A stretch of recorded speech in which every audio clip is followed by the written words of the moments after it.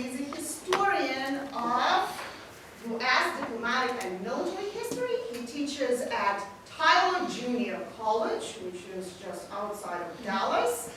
And I met Professor Crean during my graduate degree at the University of Illinois in Urbana-Champaign. He was pursuing his master's, and I was doing my PhD.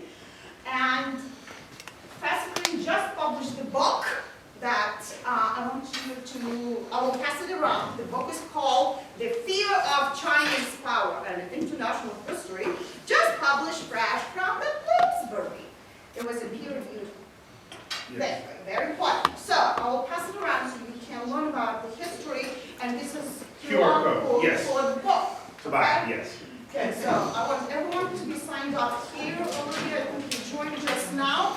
And today's lecture is entitled, as you can see, Chinese Puzzles and the Russian Peril, the ideas behind this great power partnership. Please help me welcome Professor Crean. But before we welcome, I need to acknowledge people that contributed some money towards this visit. Very explicit. So I want to thank the International Global Studies Program, Asian Studies, the Arkansas Humanities Center, and my Department of World Languages and Literatures, where I teach Russian. Okay, please sign up for Russian class for next fall. Okay, thank you. Please help me welcome Professor. Did you see somebody come in or something? Okay. Do we do the picture or? Yeah, we do. In the end. At the end, okay. Okay, so I'm up. Okay, hello. I'm Jeffrey Crean, and so my book is about foreign fears of China going back to the 1880s all the way up to the present day. So when people feared China when it was weak, when people feared China when they thought it was getting strong, and then today, now that China is strong, what different nations think. So it talks obviously about US fears of China, but also Russian fears, Japanese fears, British, German, French, all those sorts of things. And so there are some parts of the book where I talk about Russian fears, going back to the late 1800s and then, carrying on throughout the 20th century. So in the modern times, the relationships between Russia and China have gone through many ups and downs. And we're going to go over those. And this is one of the ups periods in 1951 when the Soviet Union and Communist China are allies. They have a treaty of alliance, and China is fighting Americans in Korea, in the Korean War. So we're in the middle of the Korean War, and the Chinese have hundreds of thousands of soldiers in the middle of Korea, basically where the border between North and South Korea is today, and they're about to launch a major offensive against the Americans. So this is a Chinese propaganda poster from July 1951. And I know about it because my wife bought me this poster, the real poster, for my 45th birthday. And it's huge. It's like this big and this big. And I got it framed specially and mounted in my office. But this is a version of it I found online. So what you see here is this is a Soviet soldier and this is a Chinese soldier together. And so here you see what they say here in Chinese is that the Soviet Union have killed 12 million fascist Nazis, capitalists, as you see the destruction of the Japanese Empire and the destruction of Nazi Germany during World War II. And the Chinese are claiming to have killed 8 million of the enemies of communism. These are, of course, very inflated numbers, this one much more than this one, but here you see the People's Republic of China having crushed nationalist China during the Chinese Civil War in the late 1940s. The nationalists regrouped in Taiwan, where they still are. And so they're together, and then down here you see an atom bomb, you see chemical weapons and biological weapons, because the Chinese accused the Americans of using chemical and biological weapons during the Korean War, which was not true. Here you see various capitalists, and here and of course this flag with the dollar sign over the swastika, and here this is General MacArthur, who has recently been fired after kind of getting his hat handed to him when the Chinese invaded, and he was not prepared for that. So this is a period where they are very close. As Mao said at the time, China and Russia, they're like lips and teeth. They are, one next to each other together. And so we're going to talk now about the parts of my research for this book which relate to the Russian-Chinese relationship. So Russia and China, Russia, of course, the largest country in the world in terms of area, China, the largest country in terms of people, and also one of the largest countries in terms of area. China, its landmass is about almost exactly the same size as the continental United States. And so, of course, it took a long time for them to meet up with each other, because Russia, the Rus, they get going over here. But in the late 1500s, the Russians start moving east of the Urals into Siberia. And by the late 1600s, the Russians are over here. They're over here, and they start moving down towards what then was the border of Qing Dynasty China. So the Manchus were an ethnic people from this region who in 1644 had conquered China.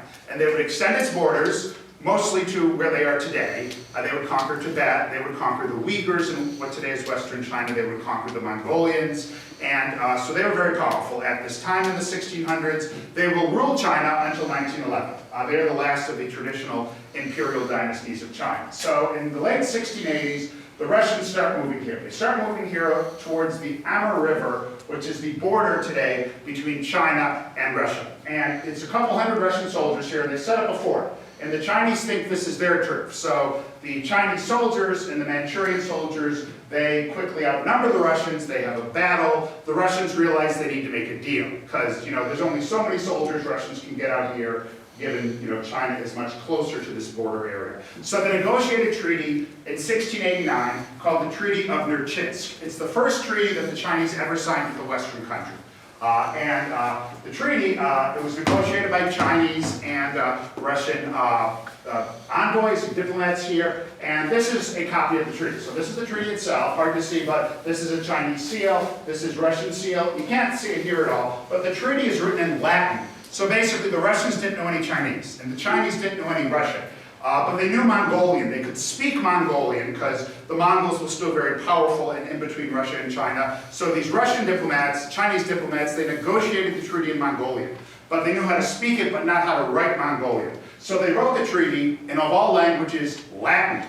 Because, if they wrote it, basically Latin was foreign to both of them, so it didn't, it wasn't, neither side could claim superiority. So it was written in Latin, and it was written by a Jesuit priest, a Jesuit Catholic missionary from Europe, who was in China at that time, trying to convert the Chinese elites to Catholicism, and so he wrote it in Latin, and the Russians, one of their diplomats happened for some reason to know Latin, so he could read it and say, yes, this checks out. So this sets a border similar today to what the present-day border is between China and Russia. So it goes back to 1689.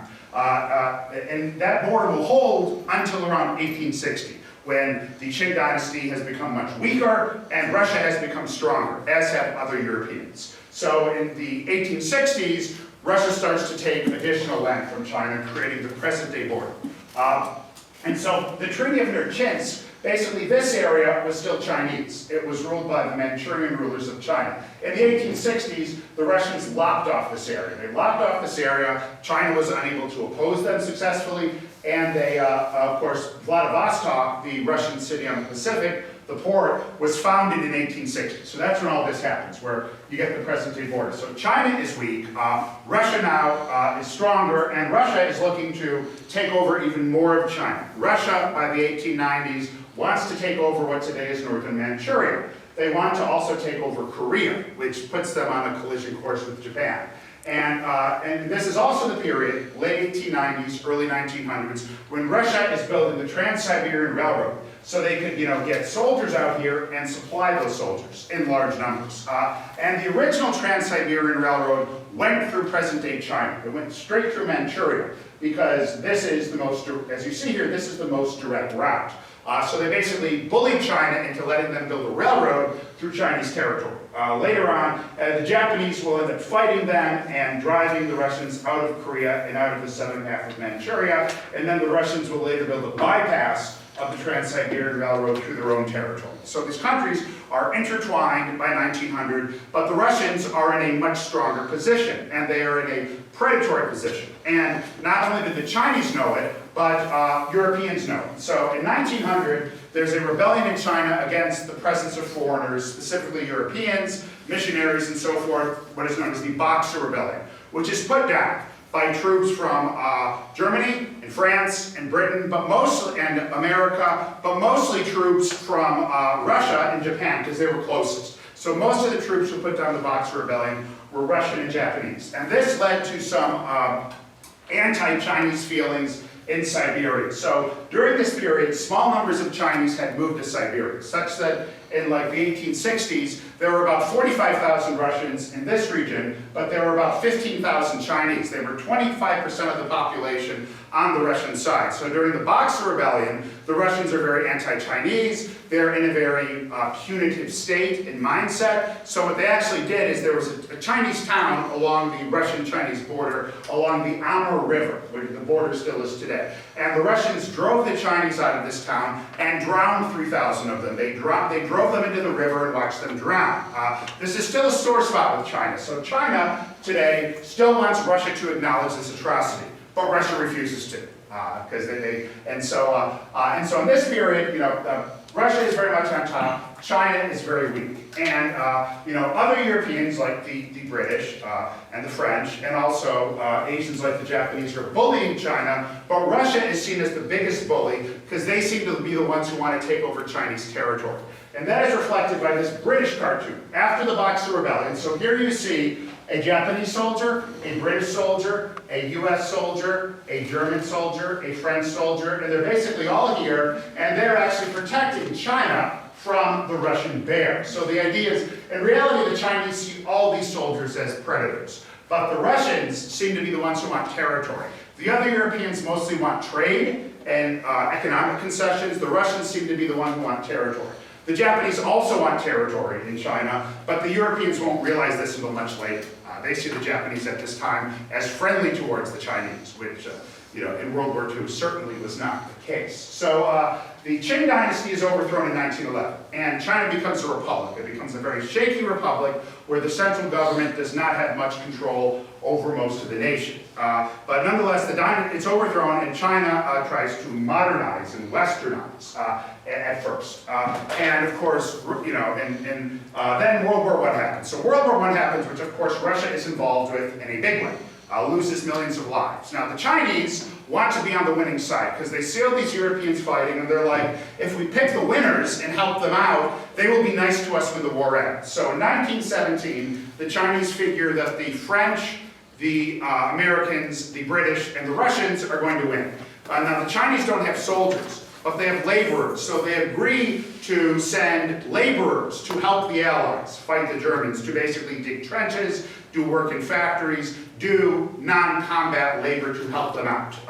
And 140,000 go to the Western Front, to France, to help with the French and the British. You know, dig trenches, build fortifications, work in factories, do all sorts of things. And this is well known. There are multiple history books about these Chinese who are brought from China on British boats to France, and where they fight and then are brought back. So that story is very well known. And you see here, this is two of the Chinese laborers on the Western Front, basically, you know, carrying stuff and things. So they are well recognized and they are well known. In fact, in 2018, the French, very belatedly, on the 100th anniversary of the end of World War I, put up a statue in honor of these Chinese laborers in Paris. And this is that statue. So and these are Chinese tourists seeing that statue. So it's basically the French finally, after 100 years, acknowledging that the Chinese helped. In the end, this did not help China. You know, the Westerners, the British, the French, the Americans, they didn't treat China any better after the war. So it got China nothing. But we know about the ones in France. And like every major history of World War I mentions Chinese laborers in France. But none of them, or almost none of them, mention the Chinese who go to Russia. So there's 140,000 Chinese who go by boat to France, but there's 200,000 Chinese who go by the Trans-Siberian Railroad to Russia, and about 200,000, so even more in Russia than in France. About 50,000 of them are on the front, but the rest are working in coal mines, they're working in logging, they're working on railroads, they're working in factories, especially in what today is eastern Ukraine, basically where the front line of the war is now. That's where most of the Chinese were working in various factories, helping out the Russians. Now, of course, the Russians exit the war in 1917 when they had their first revolution. Then they had the October Revolution later that year where the Bolsheviks take over. So you have 200,000 Chinese in a nation that's just had a revolution and is in a state of civil war. So what are those Chinese going to do? They can't easily go home. They're in a very awkward place. Plus, there's lots of death around them, there's lots of violence, people are starving. So what are these Chinese meant to do? Tens of thousands of them join the Red Army. by 1918. They joined the Red Army to fight because that's the easiest way they can be safe and be fed.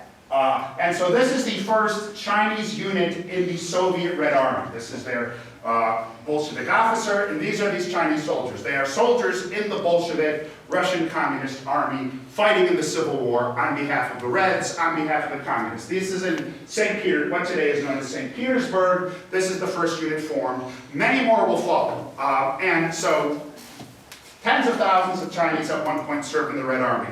About 700 serve in the Cheka, the Soviet secret police, which later on will evolve into what today is called the KGB. So a bunch of Chinese joined the secret police, and a few of them even at a certain time are Lenin's bodyguards, or bodyguards for the Bolshevik leaders. But the Cheka ones are very well known in Russia. They're also somewhat well known in China, because some of those who made it back to China wrote about their experiences, and they were valued because they weren't Russian, so they had no compunction about executing people, which is a lot of what the Cheka did, is execute enemies of the revolution. And so these Chinese, they were seen as extraordinarily efficient. They would, you tell them to shoot someone, they will shoot a Russian. They don't care. Furthermore, they don't speak Russian. So when that guy's on his knees begging for his life, the Chinese have no idea what they're saying. Whereas a Russian may, be swayed. And so that, feeds the propaganda of the whites, of the anti-Bolshevik armies that are fighting in the Civil War in 1918, 1919. So this is a poster of white Russian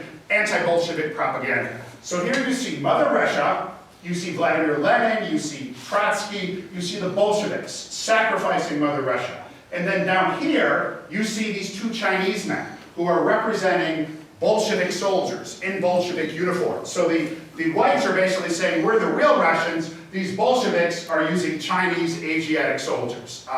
And another of these posters put out by the white Russians, the anti-Bolshevik forces, this is one where these are Chinese soldiers who are gunning down an Orthodox Russian priest.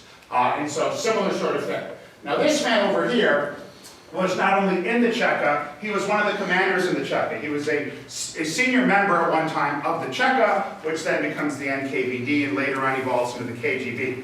And he is one of the Chinese who stays. So some of the Chinese stay afterwards, others die, others find their way home. A few stay on in the Soviet Union, and he is one of them. And he stays in the Soviet Union until the early 1930s, when he is executed by Stalin in one of Stalin's many, many purges. The Bolsheviks in the 1920s, they wanted to appeal to first the other nationalities that had been in the Russian Empire, but also to foreigners. So they tried to be kind of, not Russocentric, not chauvinist nationalists, at least at first, to bring these people aboard, to bring communists from like Kazakhstan and Lithuania and Latvia aboard. And also, they tried to reach out to the Chinese people. So in the 1800s, when China was weak, the foreign powers in Europe, Japan, America, made the Chinese sign these exploitative one-sided treaties, which the Chinese will call the unequal treaties. And so they're all still in force in 1918. And actually in 1920, the Bolshevik foreign minister proposes eliminating the Russian parts of the unequal treaties, that he will treat the Chinese as equal. That never happens because Lenin dies before they can enforce that, and then when Stalin comes to power, he is much more of a Russian chauvinist. He's much more of a Russian chauvinist, and he, among other things, wants to continue exploiting China, and also is very against the Chinese that are still in the Soviet Union. So the 1926 Soviet census shows 100,000 ethnic Chinese living in the Soviet Union, 70,000 of whom in Siberia, 30,000 in other places. This is mostly the residue of the people who were left from World War I. And say in Vladivostok at this time had 30,000 Chinese. They were 30% of Vladivostok's population in the late 1920s. So you have still a large Chinese presence in Siberia. And Stalin does away with that in the early 1930s. He expels all the Chinese from Siberia, including from Vladivostok, just kicks them out. Very Stalin thing to do. And so he adopts a different approach, and so forth. But in the 1920s, when this started out, when the Bolsheviks were trying to make friends, especially with non-white nations, who they were trying to turn against, the British, the French, the Americans, the capitalists, and so forth, they had tried to reach out to China. So China, after the fall of the Qing dynasty, warlords take over, the country is divided, and then the Russians, under the the Russians send an agent to basically try to organize the Chinese, organize a pro-Soviet Chinese party, which is going to basically, hopefully take over China and be friendly with Russia. And this is that man, Borodin, you see here. He is the agent for the Communist Party who is sent there from the Comintern to organize the Chinese. Now, at this time, there is a Communist Party in China. It was formed in 1921. It has only a few hundred members. This is 1924. This time, the Communists maybe had 2,000 people affiliated with it. So the Bolsheviks say China is not ready for communism. It barely has a proletariat. It is predominantly rural. They are not ready to be Bolsheviks. So what the Russians, the communists, the Bolsheviks under Borodin try to do is organize this party called the Kuomintang, which will later on, that is the party that for a long time would rule Taiwan, and before that would rule China. So this is him with leaders of the Kuomintang. So he forms this party. It's a non-communist party, but it's organized structurally in a Bolshevik-type way in terms of a Politburo, a leader at the top, and so forth. And so in 1926, this Kuomintang force, which does include some communists, so Borodin has the communists join. And so that this force, after they form an army, they will march northward in China, take over much of southern China, and then kind of get the loyalty of northern China as well, under the leader Chiang Kai-shek, who declares his own republic in 1927, and the U.S. quickly recognizes him as the official leader of China, and he will rule China for the next 20 years. It so happens that Chiang is very anti-communist. So once Chiang gets, in a position of power in 1927, he immediately turns on the communists and starts killing as many as he can find. He kills thousands of them. The rest run away to the countryside, where they will try to fight on and not be killed. And so naturally, of course, the Chinese communists, some of them hold this against the Soviets, because the Soviets put the Kuomintang in power and told the communists to work with the Kuomintang and basically put them in a position to be massacred. So, these things will come back later on, because the people who ruled China in the 1950s and 1960s were those who were targeted in 1927. And again, the Bolsheviks don't turn on the Kuomintang. They keep helping them in various ways, and so because they don't see the communists in China as ready to take over. And so what happens then, of course, is the Chiang Kai-shek in the 1920s and early 1930s tries to centralize his power. He's close to the Soviets. He actually sends his son, Chiang Ching-kuo, to be educated in Moscow. And meanwhile, he's fighting the communists. The communists, under leaders like Mao Zedong, have gone to the countryside in the interior, trying to recruit peasants, and the Kuomintang will try to crush them in various ways. And eventually, by the mid-1930s, with overwhelming numbers like 500,000 Chinese soldiers, they end up surrounding the communist base areas. The communists have to flee. Most of them die along the way on the fabled Long March. And then at the end of this, Mao takes over. Mao becomes the supreme leader of the communists, who are hiding out in north-central China, staying alive, waiting for their moment.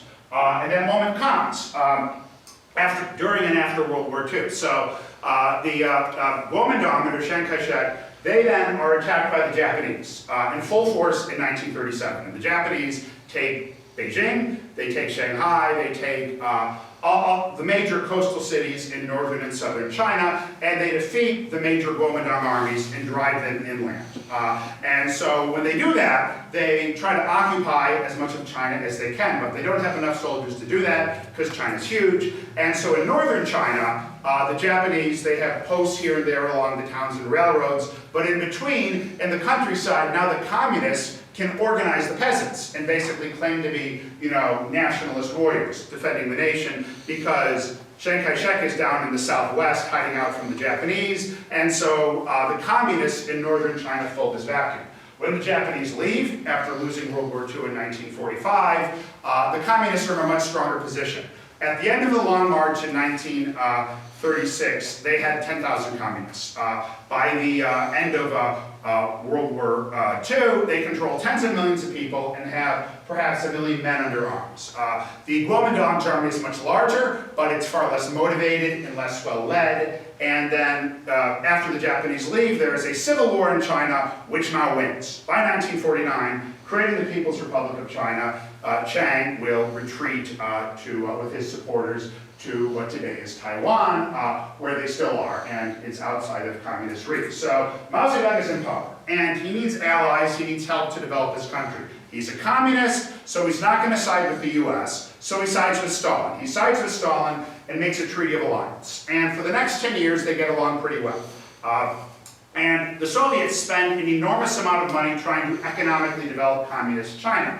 And they have Chinese-Soviet friendship associations where they, try to get along. And the Soviets sent 20,000 engineers and technicians to China to build hundreds of factories and run those factories and build infrastructure and stuff. And an enormous outlay for the Soviet Union at the time. And the Soviets create propaganda to trumpet this idea of the Chinese and Soviets are brothers. And so you have propaganda like this, which comes off to us as, very unintentionally, but very obviously homoerotic. So here you see kind of like this lovely interracial gay couple with their 2 children. And then here, you see these 2 workers who, kind of look like lovers to us and so forth. And there's a couple, I couldn't find, there are a couple with like a Chinese and a Russian woman with like they're embracing and with their heads on each other's shoulders and things like that. So yeah, socialist realism propaganda, as you may know from your classes, it sometimes to us looks differently than it looked to them back then. So in the 50s, the Chinese and the Soviets are close. But by the early 60s, they have broken up. They've broken up because Mao, basically, he's been at this longer than, Soviet leaders like Nikita Khrushchev. And so he basically feels he should be senior in the pecking order in the communist world. He's no longer willing to be kind of the backseat sidekick to the Soviets, and so they start having disputes. They have disputes in the 1960s, and by 1962 it's clear they are no longer friends, they are practically enemies. And this is a cartoon at this time, they're calling each other imperialists. This is Khrushchev with the sickle, Mao with the hammer, going at each other. And they really dislike each other. And as communists do, they would write 50,000 word essays and 100,000 word essays at each other about how much they hated each other. In fact, they even had this one thing where, so the Russians, part of this is racialized. So once the Russians are hating the Chinese, they will racialize it in various ways and talk about oriental trickery and things like that, a phrase Khrushchev uses in his memoirs to describe Mao.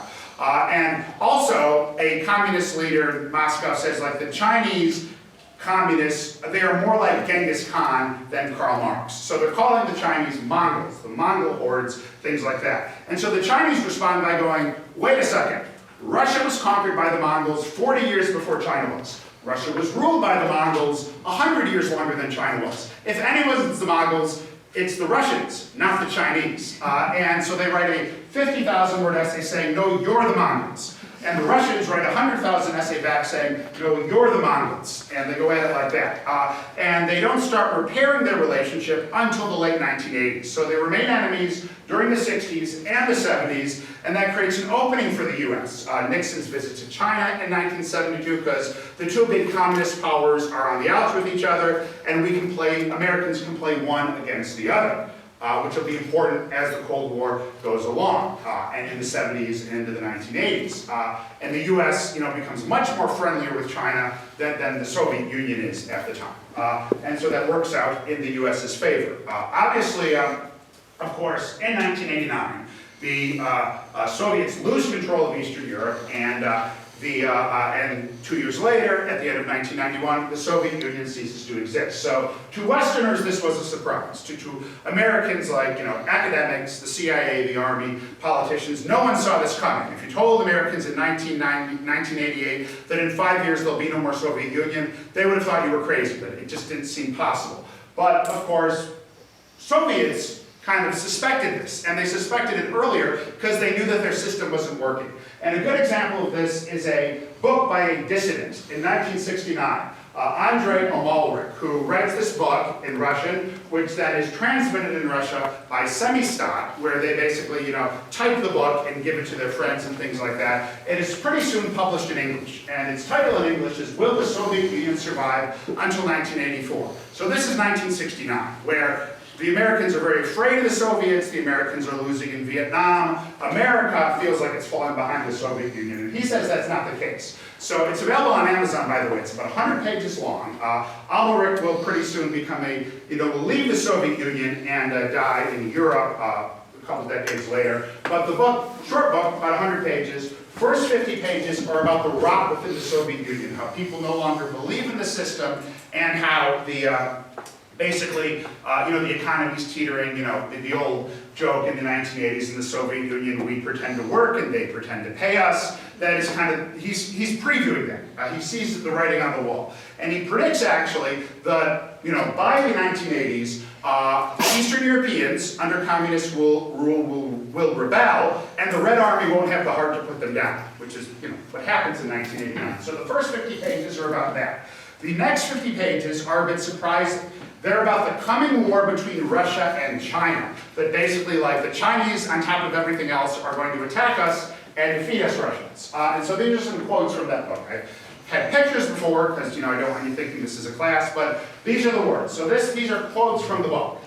The possibilities for a head-on conflict are much greater between China and the Soviet Union than between China and the United States. China will be seeking national revenge for the centuries of humiliation and dependence forced on her by foreign powers. And this had been a fear in the West going back to the 1880s. It was a sort of inverted imperialism, which was, there would be invasion novels written in England and written in America. And this is where, like, the Fu Manchu character comes from and stuff. This idea that, like, Europeans at this time, late 1800s, are jerks. They're conquering the rest of the world, plundering, doing terrible things in their own selfish interests. And so Europeans by the 1880s start thinking, like, what if the shoe was on the other foot? What if the non-whites were more powerful than the whites? What would they do to Europeans? What revenge would they get? And so you start by the 1890s having these books where you have China being united under a great military leader who basically tries to exterminate all the people of Europe. So it's basically inverted social Darwinism, inverted imperialism.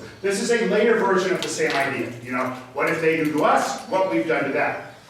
And then here, this gets to the racial aspect, which was apparent by the early 1960s. One can hear nowadays in Russia remarks like, the United States will help us because we are white and the Chinese are yellow. So when the Soviet Union and the Chinese were on the outs in the early 80s, there were people in the West, in Britain and America, who wondered if the next war would not be between communists and non-communists, but between whites and non-whites, that if a racial war was coming, that it seemed like the Soviets and the Americans can iron out their differences, but the Chinese are seen as crazy. In the 1960s, the Chinese were seen as a sort of giant North Korea, with a crazy leader who was starving his people to build nuclear weapons, and no one knew what to expect from them. And so that led to this sense of, maybe kind of, race will top ideology. And that is what he is expressing here, him having heard from the man on the street in Russia, similar sorts of sentiments. Of course, as I said, the Soviet Union is gone by the early 1990s, and we're in a different world. The communists in China, beginning in the late 1970s, start to allow some forms of private enterprise, start to allow foreign investment, start to develop very quickly economically, while still remaining a repressive state led by a Bolshevik party that keeps dictatorial power. That was the deal Deng Xiaoping gave the people, that essentially, I will preserve order and maintain absolute power, and in return you can get rich. And that will be, the Chinese sort of social contract, if you will, for the next couple decades. So China, beginning in the 80s, starts to grow very fast, while the Soviet Union is stagnating and then faces a sort of acute crisis when the Soviet Union falls in the 1990s. So the shoe is on the other foot by now, obviously, that China is vastly stronger than Russia, both militarily but especially economically. And this shift is gigantic, in some ways unprecedented between neighbors in human history. So let me tell you this. So 50 years ago, the Soviet economy was 6 times the size of the Chinese economy. So the Soviet economy dwarfed the Chinese economy 50 years ago. Today, the Russian economy is 1/9 the size of the Chinese economy. So China has zoomed ahead. So you go from the Soviet Union and Russia dwarfing the Chinese economy to the opposite thing in half a century. And so that sort of turnabout between two neighbors at that level has to be unprecedented in human history, because Russia stagnated, declined, went through unstable periods, and China had 10% growth for close to 4 decades. And this shows it here. So this is from The Economist. So in 1990, Russia still had a bigger economy than China, and of course China has zoomed ahead. Now if you took this back to 1970, China would be even further down, and this would be still about here. So again, this is a huge change. And what that means, of course, is that the shoe's on the other foot. Russia now needs China as much as China needed the Soviet Union in 1950. And that is especially apparent in the Ukraine war, where Vladimir Putin had to get Xi's blessing before the start of the war. The Chinese, while not supplying the Russians with weapons or buying stuff from them, helping indirectly fund the war, and very much want the Russians not to lose. And see it as a useful distraction for the Americans. And kind of, if the Americans are busy in Ukraine, they won't be threatening China. So that is well known. Xi and Putin's close relationship, but with Xi Jinping, the Chinese leader, very much the senior partner in that relationship. And, but of course, they are quite friendly now. So we now return to the Amur River, where Russian and Chinese soldiers first met in the 1680s, where they signed the Treaty of Nerchinsk in 1689, where the Russians in 1900 drowned 3,000 Chinese. Now today, of course, they're friendly, but again, a bridge had never been built across this river until 2022. And then 2 were built. The first was a railway bridge, which you see here. So it goes from Manchuria, Chinese Manchuria, to Russian Siberia. So it's a railway bridge. Interesting thing about this bridge, this is like China, this is Russia. So this bridge, they each had to build half the bridge because it was each on half their country. So the Chinese built their half by 2016. So for 6 years, this was half a bridge, and the Russians didn't get going. Kind of really symbolic of where the two nations stand now. And then finally, Russia, in part kind of to show its greatness during the current war, got its act together and finished the railway bridge. So that was built and finished in early 2022. And then in another part along the Amur River, later in 2022, they built a bridge for traffic, for trucks and cars. A much more modern bridge, much more sleek bridge. And so that was built as well. And you can see that here connecting the two countries. So you've seen here how the Russians and the Chinese have had their ups and downs. They've been friends, they've been enemies, they've been friends, they've been enemies, they've been friends. One has been strong while the other has been weak, and vice versa. And so that is kind of the relationship they've had. Obviously, this has always been important to America, especially since the end of World War II. The fact that these are two large nations which can be friends but also have a certain innate rivalry. Can America exploit that, as happened during the 1970s? But when they ally, it creates problems, like with my cover slide during the Korean War, where the Russians, the Soviet Union, helped the Chinese and the North Koreans fight the Americans. And Stalin liked it very much that, Americans were dying in Korea, but Russian soldiers weren't, Soviet soldiers weren't. So, that was, made the early Cold War very tough for America. When Mao and Stalin were on the same side, when Mao and Khrushchev and Brezhnev were on different sides, made it easier for the U.S. And of course, today, obviously, Putin, Xi Jinping, close together and cooperating, certainly never at odds. Putin can't afford that. That has created more difficulties for the United States in 2024. So so I've talked about the past, got into the present, and I'd love to hear your questions about either the past or the present now. So thank you for listening, and I welcome your questions. And one more thing. So I mentioned at the beginning, my wife brought me that poster, and she also created this meme for me. Now this is a scene from The Simpsons. So if you go to YouTube and enter Homer Simpson screaming, there's a scene where he's hypnotized. And the hypnotist tells him to be various things. And the first thing he says to Homer is, when I snap my fingers, you are a famous historian. And he does that, and Homer goes, look at me, I'm a famous historian, out of my way. And so she found that clip of The Simpsons and created that meme for me. So,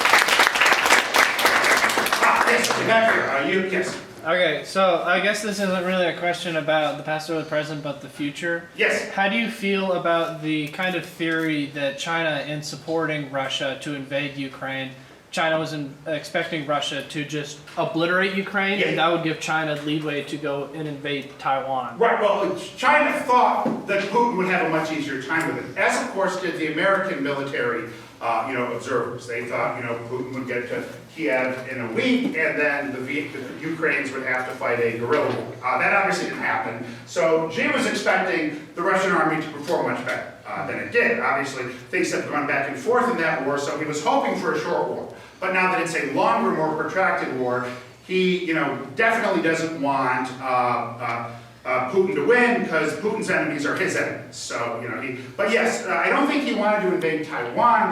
The Chinese aren't really ready for that yet. It would be an incredibly risky thing for China to do, because if they win, it's huge, but if they lose, their regime can fall. So it's an enormous risk to take for Xi Jinping. But I think his view was, if American-backed Ukraine lost to Chinese-backed Russia, then basically America would lose a few pegs in its international standing, and that would help China indirectly. So I think he thought it would hurt America for Putin to win, and then that would help China, but not that he would immediately go across the Taiwan Strait to take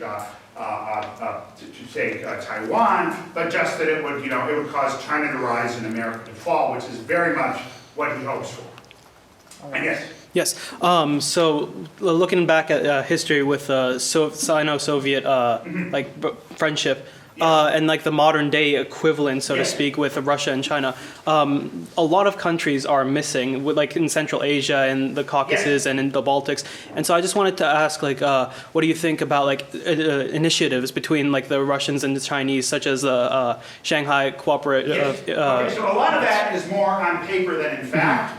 The fact that it is Shanghai Cooperative, not the Moscow Cooperative, shows who's the guiding force. Now, getting into Central Asia, so countries like Uzbekistan, Kazakhstan, they are ruled by dictators who rose to power in the ashes of the fall of the Soviet Union. They tended to be pro-Russian. Of course, China economically has moved in there too. So a lot of those leaders feel kind of caught between Russia and China, and to look for a way out, they also try to use the U.S. to balance. So their neighbors, are in a difficult position, and they don't want to be dominated by either Russia or China, and they obviously don't want to be dominated by the U.S. The U.S. couldn't dominate those countries if it wanted to, but they like to play one power off the other to get stuff. So a good example of that is Vietnam. So Vietnam has very friendly relations now with America. Our Navy regularly goes there. They still have very friendly relations with China, and they also have very friendly relations with Russia, and they're not willing to give any of those three up. Yes, sorry, I hadn't finished my question. Yes. I just wanted to ask, about the economic integration between Russia, Central Asia, Caucasus, Baltics, and China through stuff like the Belt and Road Initiative and stuff like that. So the Belt and Road, which is a weird name. So the Belt part refers to the roads and railroads that we built across Central Asia to Russia through those regions. The road part actually refers to ships. It's a maritime road. So it's an awkward name, and it's very misleading. The road is not the road, the belt is the road. China, 5 years ago was throwing tens of billions at this, but the investments haven't panned out. The countries who have borrowed money for the infrastructure are very upset at China for, what they see as kind of like a sort of pawn shop mentality and things like that, and kind of and then worried about China, taking over assets of theirs. So, in a way, China has started in the last 2 years to kind of pull back from that. They still want to do it, but it hasn't brought them. It's brought them, as much antipathy as friendship from those neighboring nations and from the maritime nations where they've been involved, like Djibouti, Ethiopia, Kenya, Sri Lanka, and so forth. So they've started pulling back from that because it's not seen as a good return on investment. But that is still very much an issue. That China would very much like to have a dominant position in Central Asia and have kind of this whole Eurasian connection, especially through gas and oil pipelines and things like that. So that is something they want to do, though China is not as intent on it as it was 5 years ago, because they realized they were wasting a lot of money, like the US did in the 1950s and 1960s, where it went around and gave all this aid to countries and built all this infrastructure, and it didn't help the countries that much. So China is starting to discover what America and also the Soviet Union discovered during the Cold War, that a lot of this money is a waste and that it doesn't help these countries and it doesn't make them like you as much as you want to. Yes? Questions? Any? Yes? So I was, I'm a finance major. Yes. I was reading into China's census a couple of years ago, and Yes. they overestimated or overcounted their population by Yes. 100 million, which is obviously a huge number. Yes. That was in large part to, sort of encourage this idea. I want to know, are there any other reasons why she would overestimate their population? Okay, so China's population has been, in the early 2000s it was slowing, then it stagnated, and actually this past year it actually dropped for the first time since the Great Leap Forward, where about 40 million people died of famine. So China, its birth rate is very low now. It's below replacement, so that could have something to do with it. But basically, China demographically is in a kind of delicate position. What the Chinese say is that they will be the first nation to grow old before they grow rich. Because in 1980, China had, felt it was overpopulated. It was poor, and if its population kept increasing at its present rate, it would be 2 billion now, and that would be a disaster on many levels. So in the early 1980s, they initiated the one-child policy, which they enforced very rigorously in terms of all sorts of coercive and violent methods. Now what that meant, of course, is you had these, kind of inverted families where you'd have like one child supporting their parents and grandparents, which is the opposite of how things usually work in these traditional societies.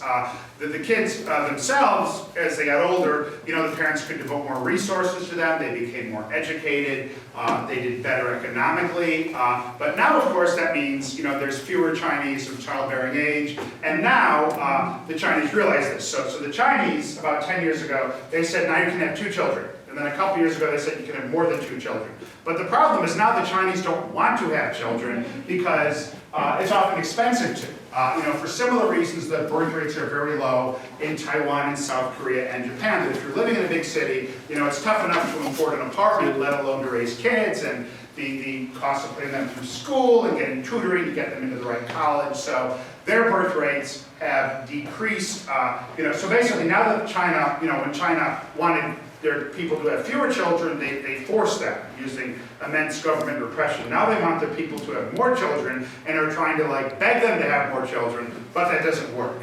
So that has become a problem for China, especially as their workforce ages, because China does not have a very strong pension system. For a communist country, they had a very bare bones welfare state, where in the Soviet Union, you had pensions, you had free school, all sorts of health, all sorts of benefits. In China, those benefits, because they were poorer early on in the 1950s and 1960s, are much more bare bones. So they don't, some segments, if you work for a state company in China, you can get a pension and things like that. But for most Chinese, for peasants, for a lot of factory workers and things in these foreign factories and things, they don't have, that sort of security. And now they don't have children to take care of them, which in China was traditionally what you did. You had lots of children, and when you were too old to work, your children took care of you. And so now, that's of course inverted, like one child supporting 2 parents, and that will be very difficult going forward in terms of these things. That's also why China, and this gets to finance, Chinese have an enormously high savings rate compared to Americans and other wealthy countries, because they don't know what's going to happen. They have to plan for their future, so they kind of, they hoard money instead of spending it, which in some ways hurts their consumer economy, but because they don't know what's going to come next, who's going to support them in old age, that's what they have to do. So that is one of the problems China has now. You have state-owned enterprises and the government investing lots of money in often things that don't have a very good return on investment because they're picking political favorites as opposed to investing productively, where at this stage of wealth, now that China is a middle-income country, they should be trying to have a larger consumer economy, more consumption, people buying more goods, and then people producing those goods. But they don't do that in part because it's not in the interests of kind of the elite leaders, to have the people spend more and give more and things like that. That would hurt their power bases in terms of how the Communist Party and and their affiliated businesses function. So that is a problem for them, and that also has led to the Chinese economy growing slow. The way they tried to find around that in the last 10 years was a property boom. That people borrowed lots of money to build lots of properties and things. Property values went way up and things like that. And that has started to crash. You had like Evergrande, the big real estate company there, which went bust. So that has kind of hit a wall. And that was kind of papering over their fundamental structural economic difficulties. Because they're at the stage now, like where Japan was in the 1960s or South Korea was in the 1980s, where you have to shift your economy, where low-wage labor, you pass through that stage. The textile mills are now moving to poorer countries like Bangladesh and Vietnam, and so you got to find other more high-tech industries and things, and that has proven more difficult for them to do.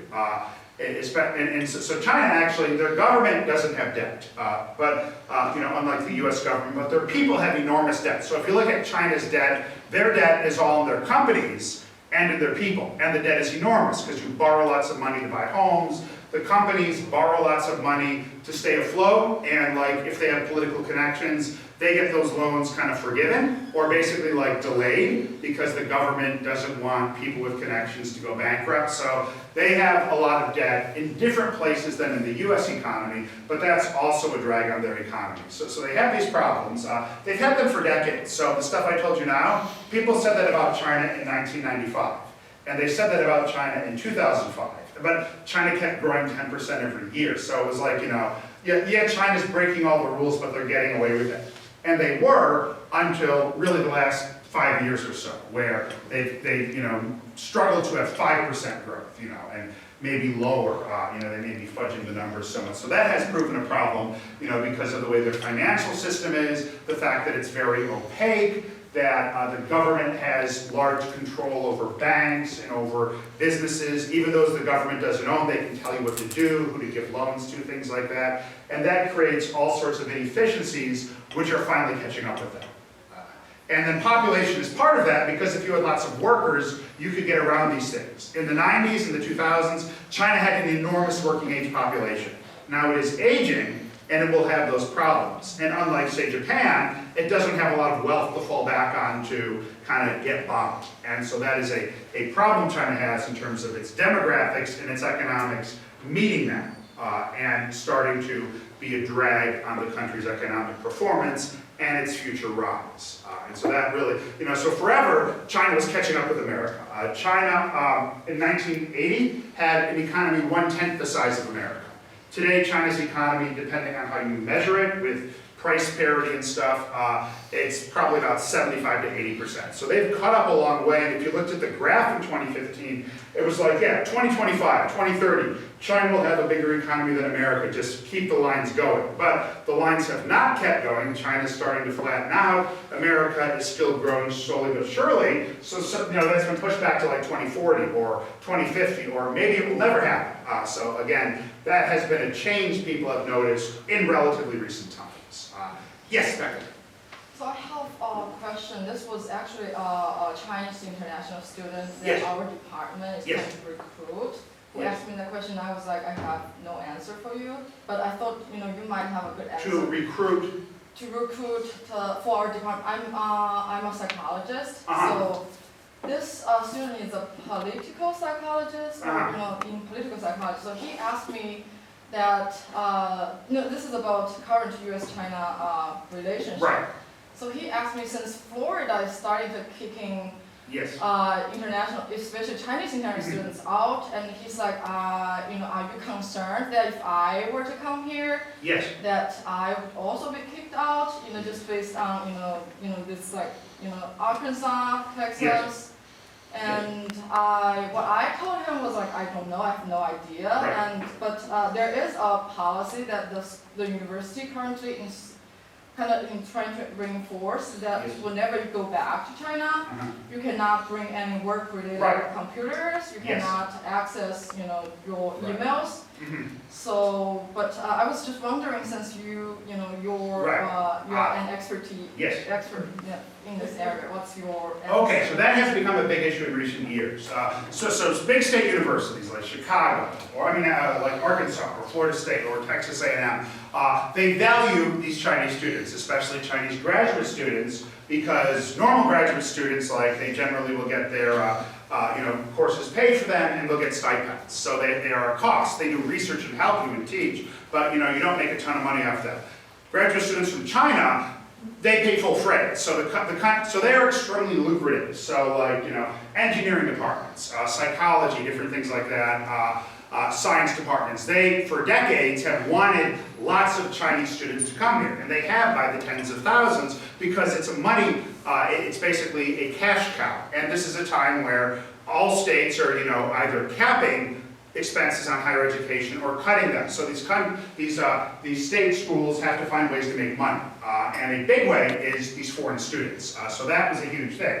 Now, politicians can make hay out of security threats and things like that, and concerns about Chinese nationals, buying land near military bases, these sorts of things. So, and I get questions about that. I remember when I was in Shreveport talking to a non-academic audience before the book came out, all these people started asking me about, I hear that the Chinese are buying all sorts of land in central Louisiana and things like that. So, and I get the same questions in Texas. I live, near Fort Bliss and San Antonio, and there are Chinese people who bought land, right? And so this has become a big thing, and it's something politicians can exploit. So that has become an issue, and in science that has especially become an issue because they're starting to worry about industrial and military espionage. So the government, especially under Trump, looked very closely at Chinese scientists. They wanted to find a Chinese national who was working at an American university, who was selling important strategic secrets to the Chinese. So they started investigating all these people on the very meager sort of tips, like so-and-so went to a conference in Chongqing or something like that. They went to a conference in China, then they exchanged information, and so they started investigating all these people, and they even arrested a few people. The cases all fell apart because most of what they found was innocent, the sort of data sharing that scientists do all the time. But it has had a chilling effect. So for people like your graduate student, it does have a chilling effect. It makes you wonder about your kind of, security if, you'll run afoul if you stay in America and things like that. And I'm sure it has, convinced quite a few Chinese students not to come to graduate school in America. So it is an issue, and it's an issue that creates a sort of climate of fear and uncertainty. And that surely will continue because it's a political issue that presidents and especially governors can make a big deal on and gain support for. And so that will become a huge issue in states throughout this region and in other regions. I'm sure that will be, yes? Can I maybe go even further? What do you think the situation would be like if they continue to have this conflict, like Chinese people and not just students? Yes. So when they live in the U.S., like what is their situation? Because I've heard something about, during the World War II, they Right. put, Japanese people in a Yes. concentration camp. Do you think that might be something that could happen? I don't think it will go that far, but I do think there will be fewer people-to-people exchanges between China and the U.S., which started in the 80s, and like the 90s, 2000s, it was just enormous numbers going back and forth, especially academics. That's starting to wind down, and so the societies will be less intertwined. I think that's going to be the case. I also, a good example of that in terms of, you mentioned Japanese internment. So during the Korean War, there were, Chinese Americans, far fewer than today, but some people saw them as security risks. So Congress actually passed a law authorizing the government to inter Chinese Americans if they felt they needed to. It never happened.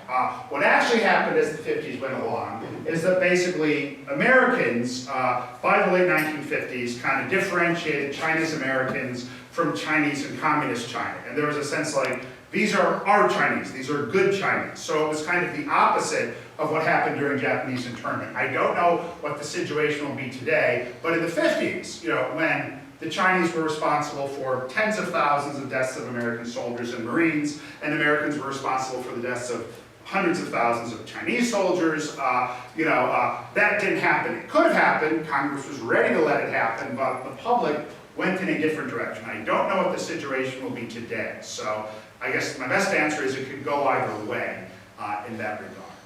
Did you have a follow-up?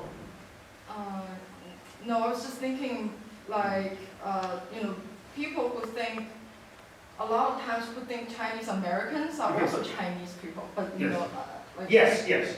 So, I mean, so it varies, that often Chinese Americans, they had been discriminated against in the past, long before China was powerful. They were seen as a threat to America in terms of swamping the population, taking over Western states, economic competition, and the Chinese were, excluded from this country in 1882. And almost identical things quickly happened in Australia and Mexico and Peru and Canada and so forth. So there was there was kind of a the U.S. started it, and other countries had similar sorts of fears. So that happened before.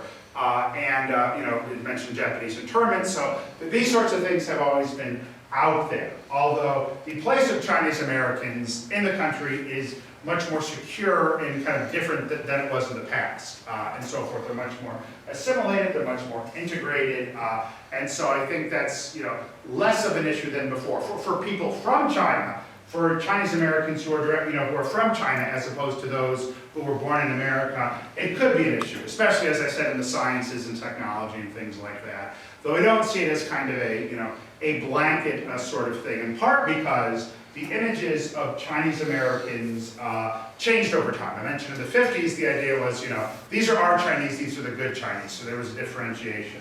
By the 60s, because of the civil rights movement, you started to have, the term was created like in 1968, which I'm sure some of you have heard, of the model minority. The idea of the Chinese as kind of, they don't complain, they work hard, they succeed, what are these other groups complaining about? And I've read the early articles about this, and what it says is like, sure, they basically are very open about it. They say, yes, America's been terrible to black people, but we were once terrible to Chinese, and look how well they do, and they're not militant. And of course, it's different Chinese, that basically the Chinese in the 1960s who were successful in sending their kids to college, most of them came after World War II, or after the communist takeover, and they were educated and stuff. They weren't the descendants of Chinese migrants who came here in the 1850s to mine for golds and then built the railroads. So different, but again, that was a common thing, the kind of pitting one group against the other in a way that flattered, but also in some ways was condescending to Chinese and to other Asian Americans. There's that, so it's a much more complicated sort of thing in that regard. I do see suspicion, especially for Chinese nationals here in, sensitive areas. That has happened before. So like in the late 1990s, there were worries about Chinese espionage for stealing nuclear secrets. And a Chinese scientist at Los Alamos, Wenho Li, who was from China but had lived in America for decades, he was accused of sending China nuclear secrets, and the FBI arrested him. And all the newspapers reported this, basically what the government said, like he's a spy, he's the new atom spy, the new atomic spy. And the New York Times and everyone were very credulous and demonized him. And the FBI, he wouldn't talk, he wouldn't tell them anything. And so the FBI put him in a room with light for like 90 days where there was no darkness. And eventually the judge said, you got nothing, let this man go, I'm ashamed of you. And basically, told the FBI off and let him go. And that actually had an impact on Chinese Americans, because they saw this, first of all, as, like, this can happen to us, this sort of persecution. And actually it caused more Chinese Americans to be involved in politics, to give more to candidates, to be politically active, to kind of go against the whole model minority, passive, uncomplaining, successful people idea. And so actually, if you look at Chinese American political participation, number of elected officials who are Asian American, it increases markedly after that in the early 2000s, because there's a sense that you want to be more visible, you want to be more active, so that you're not the victim of these things in the future. So yes, so again, it's always changing. So yeah, and bad things have happened before, good things have happened before, but it's, the past has lessons, but it's always moving, and so forth. And that is an important thing to consider in that regard. Yes? Yes. So I just have another question related to economics between China and Russia. Yes. So in the past decade or so, China has been investing a whole bunch of money into green renewable energies in order to have some sort of energy security, because they don't have too many like oil reserves and like huge coal deposits. And as of late, they've been exporting these projects to other countries, such as in Indonesia recently they built the world's largest floating solar farm, and in Pakistan they had like a huge nuclear plant. I just wanted to ask, how would that affect the relationship between Russia and China? Because as we know that Russia is a very big natural gas exporter and oil exporter, and this is going to be kind of putting them at odds in terms of like their interests with energy export. Potentially, although China's economy is still growing, so they need, like they've started even mining more coal, so they certainly need lots of Russian oil and natural gas. And so I don't think their investment in renewables will cause them to use less fossil fuels. That has not been the case so far. Especially because, as you pointed out, much of what China makes in terms of windmills, solar cells, it's for export. They are the leading producer of wind turbines because they invested in it when it was unprofitable, 10, 15 years ago. Of course, now it's much cheaper, but they because the state invested in it and so forth, and the U.S. has been recently trying to catch up in that. So a lot of what China does with renewables is for export. It's them trying to break into an emerging market, because in other markets, computers, microchips, so forth, cars, China's had to play catch up. So they're always looking for new industries which they can potentially, compete on equal footing with Western countries. So solar energy is one of them. China now is trying to develop the first sort of affordable electric cars, unlike Teslas and things which are basically luxury cars. And so they're moving into that market before other countries like German or American or Japanese automakers have. You also see the same thing with AI. So China has been trying to compete with that. And their advantage, they see, is basically the fact that they are an authoritarian society where the government surveils everyone. So if you're constantly taking photos and images of people's faces, you can potentially have a head start in facial recognition technology. And if you have a state which basically uses technology to spy on everyone, you're hoovering up so much data, if you have the right AI people, that can help fuel it. So, I don't know how much that'll work, but in their mind, their repression can help that because they can do things to gather data that would, never fly in the United States, or at least not in a state like that. Mm-hmm. That's a great question. Yes? This is kind of off topic, but you talked about a declining population in Yes. China and a Yes. declining economy. Yes. I know there's been some back and forth with some groups in Hong Kong vying for independence of the Yes. state. Do you think now that China is not, in the rock, declining somewhat, Hong Kong might have a viable chance at least a major uprising? I do not, especially because Hong Kong is so small.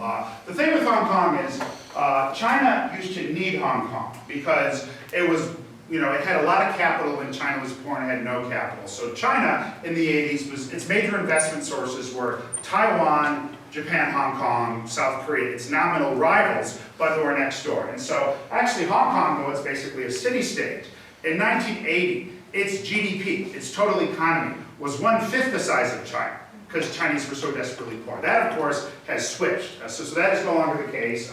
Even when Hong Kong became a part of China, left Britain by treaty in 1997, Hong Kong still was needed by China. So basically, when China needed Hong Kong, they were nicer to the people of Hong Kong. They did not oppress them as much. They treated them a bit differently than they would people in, say, cities like Guangzhou or Shanghai, and they were nice to them.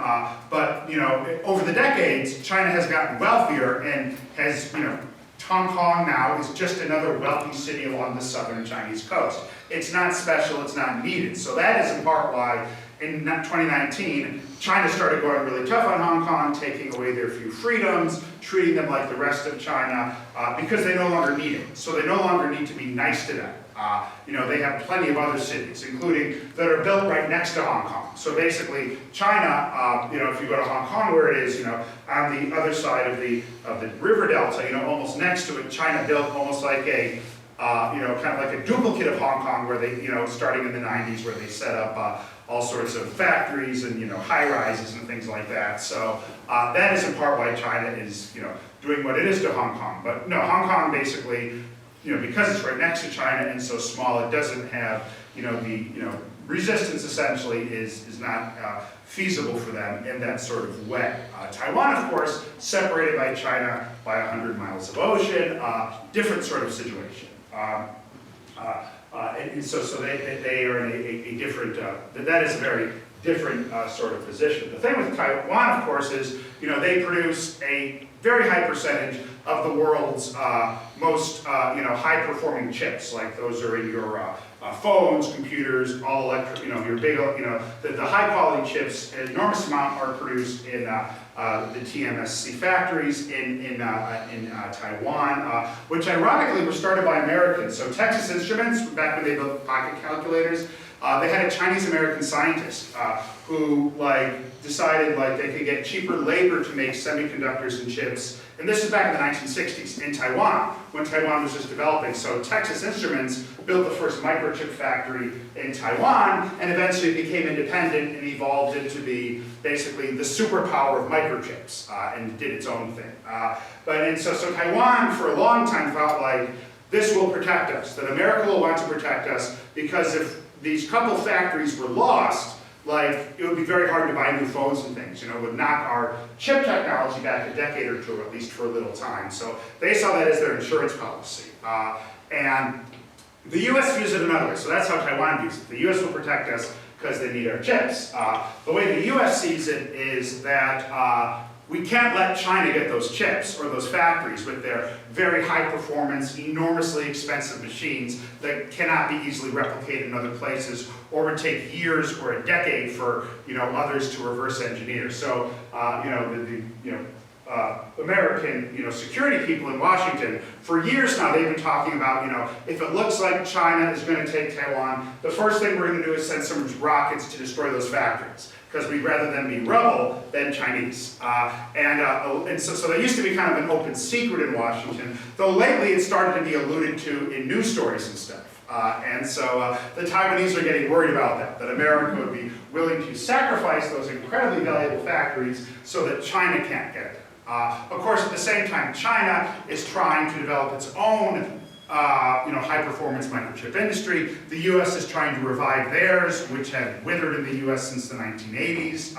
Japan has spent billions trying to do super high-quality chips, but hasn't proven that successful. So, that's a big, technology is a bit off topic from your question. Technology, that has proved a huge part of this relationship. And that's also part of the fear of technology transfer, of industrial espionage, of suspicion of Chinese scientists, Chinese nationals in the United States. So that all kind of feeds together in that way in terms of all these sorts of security fights and worries about China in the US and things like that. So it all kind of connects together as well.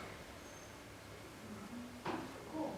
Oh, yes, Okay, the last question. one question, yes. So I was reading a book by Henry Kissinger called People on China. Yes. That's the title. Yes, I have that. Yeah. So he was mentioning China's history as sort of a period of dynastic cycles. Yes. And sort of just the start and end of one. Yes. That's just inevitable. So I was wondering where you see this cycle. Okay, yes. So, generally Chinese dynasties in the past, the first half of the dynasty was a rise and the second half was a weakening. The Qing, who I mentioned, at the time they signed the Treaty of Nerchinsk, they were on the way up. By the 1840s, they were on the way down. The Tang Dynasty, the Han Dynasty, same things, like first half, second half, very different. Nowadays, China is different because the sort of economic situation that led to the cyclical things aren't there anymore in terms of traditional agrarian economies, how the military was raised, things like that. Local elites who are empowered by the state, denying the state resources, which weakens the emperor. Those sorts of things aren't active anymore. So I think, the way economies are now, it doesn't fit, the other. So the ones I mentioned, the Tang, the Han, the Qing, which were all very powerful and then had weak periods and then collapsed, they all did it for the same reason, based on how traditional agrarian economies work. And that is no longer the case. Actually, in my book, in the conclusion, I talk about, the sort of misconceptions Americans have of Chinese, that so one of the things you'll always read in books like Kissinger's is that, we have Clausewitz in the West, decisive battle. the Chinese have Sun Tzu. And like in the West, you have chess. So you have chess, which is a complicated game, but China's version of chess, the game which sometimes is called Go in Japan and stuff, that game is far more complicated than chess in terms of the permutations of moves and things like that. But these are all stereotypes, which imply like some sort of weird oriental wisdom the Chinese have, and that they think in centuries when we think in 4-year terms. And like you'll hear this on the news all the time, or from pundits. And that, of course, is ridiculous. And actually, when I mention those sort of hoary old stereotypes of China, I have a footnote there. You'll see in the book. And it says like, see on China, pages this, this, and this. So I kind of mock Henry Kissinger over that in that book. So I don't think very highly of that book. The thing there is, as I point out, that for the majority of the last 1,000 years, China has been ruled by non-Chinese. The Jurchen, the Mongols, the Ming, and so forth. And so they're not master strategists. They're like other people. They have, and so forth. So these sort of stereotypes we have of the Chinese, they didn't apply back then.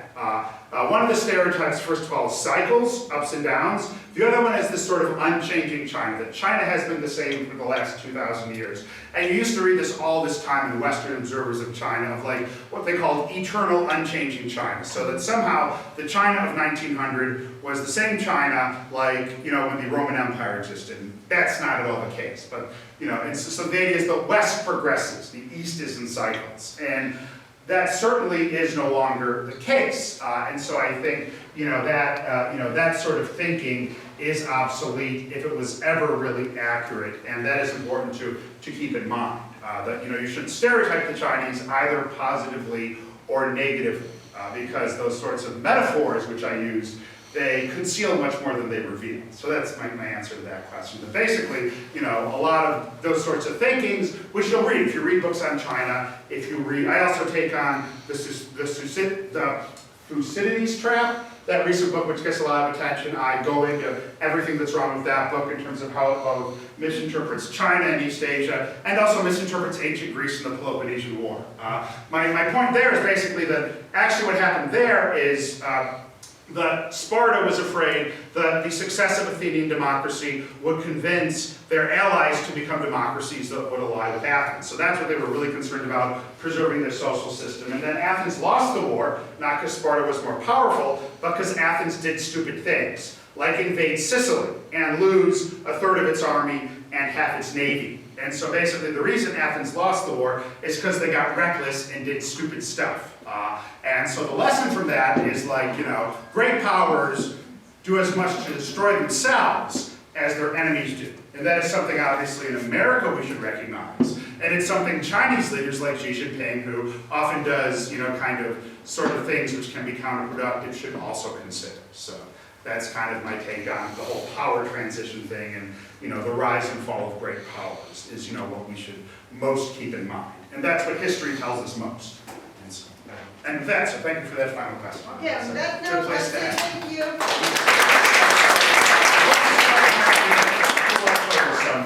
Yes, it's over. Yes. Yes. Thank you all for coming. I really appreciate it on a Thursday. Спасибо. Thank you for staying. Спасибо, до свидания.